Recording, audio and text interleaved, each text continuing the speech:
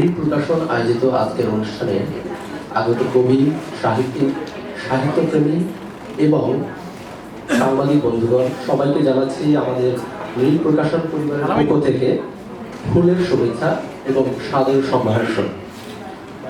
গ্রীষ্মকালীন সাহিত্য আসরের প্রথম সংখ্যার পাঠ উৎসবে আমাদের শুভকামনার সুবাদে এই অনুষ্ঠানের পূর্ণতা পাবে বলে আমরা বিশ্বাস করি।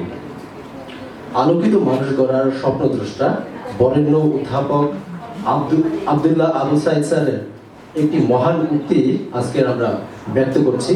তিনি বলেন, মানুষ তার স্বপ্নের সমান বড়। তিনি যথার্থই বলেন। আমাদের একটি স্বপ্ন ছিল যে আমরা একটি সৃজনশীল সাহিত্য সংগঠন গড়ে তুলব।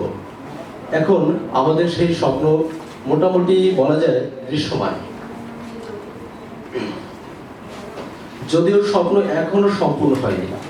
সেই জন্য আমরা সাহিত্য পরিবার আপনাদের সকলের সৌহার্দ্যপূর্ণ সহযোগিতা কামনা করছি। নৃ এখন একটি শুধু শব্দ নয়, এটি একটি সাহিত্যের আরেক নাম। কেন? নৃ এর বাংলা আবিধানিক অর্থ হচ্ছে মানুষ বা মানব জাতীয় সম্বন্ধীয় বিষয়। তাহলে নৃ সাহিত্যপত্র মানেই হচ্ছে মানব জাতির সাহিত্যপত্র।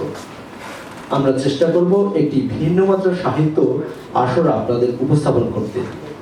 সেই আশাবাদ ব্যক্ত রেখে আমাদের আজকের এই অনুষ্ঠানের প্রারম্ভ থেকে জবনিকা পর্যন্ত উপস্থিত সকল সুধীজনের সার্বিক সহযোগিতা কামনা করছি।